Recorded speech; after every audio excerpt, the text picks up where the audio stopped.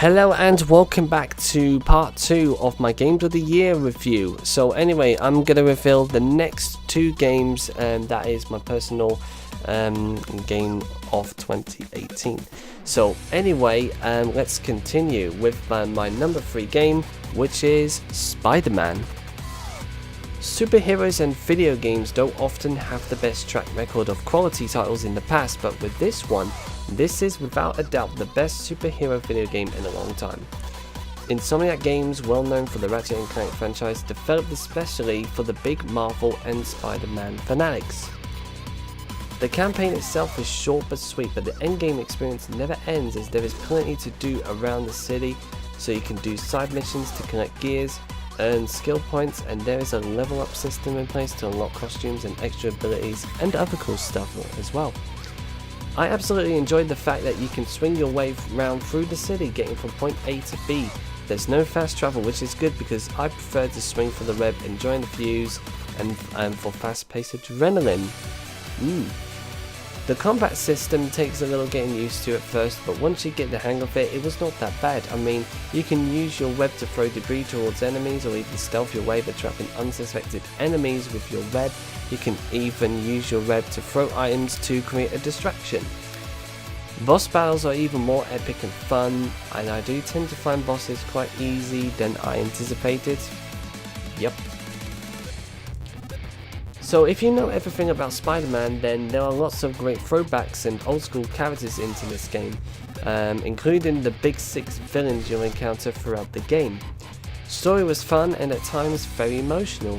Character development was on point, and I do love Peter's relationships, with like Aunt May and Mary Jane especially.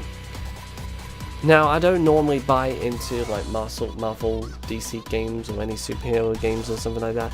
This one is without a doubt the best superhero video game ever created, and I can't believe I'm saying this, but I've not even beaten the game yet. So when the time comes, I will continue with the playthroughs very soon, so please don't hate me. I will try and finish it. The number 2 game is Red Dead Redemption 2. Red Dead Redemption 2 has been a long time coming, been in the works for years and was meant to be released a couple of years ago. But at long last, the long-awaited next title in its remarkable Western-based IP has finally been released. RDR2 is a prequel to 2010's Red Dead Redemption and is the 3rd entry in the series. This tells the story of Arthur Morgan, a gang forced to flee after a robbery at Blackwater going wrong. The gang then had to rob, steal and fight their way to survive. It also teaches the lesson of loyalty and priority, as Arthur along the way needs to decide what's really more important, himself or his gang who depended on him. Seeing as this is a prequel, it is also suitable to players who are new to Red Dead, just to give them experience as to what Red Dead is really about.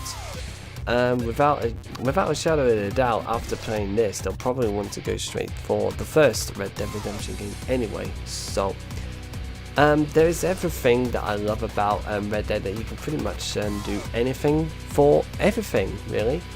So you can antagonize lots of people, you can help them, you can, have a bit of a romance. Shooting, looting, you pretty much name the lot, really. You can also go hunting to bring back food for the camp, do extra work to bring more money to the camp. You can even get yourself into trouble and hit yourself with bounties, making your campmates, pissed off and all that. Red Dead gives you lots of responsibilities as well, like looking after your weapons, equipment, and yes, you can even look after your horses. And you can even get yourself a haircut as well. So this is basically some sort of living the criminal western life simulator, and of course it's Rockstar Games, well known for Grand Theft Auto. Red Dead Redemption 2 to me is a great starting point if you want to get to know Red Dead a lot more, but it's also Red Dead fans' ultimate orgasm. So whether if you're new or experienced to the Red Dead universe, then this is the game for you. So that is why it's my second best game of the year. And that concludes part 2. So the final part is where I'll be discussing my personal game of 2018.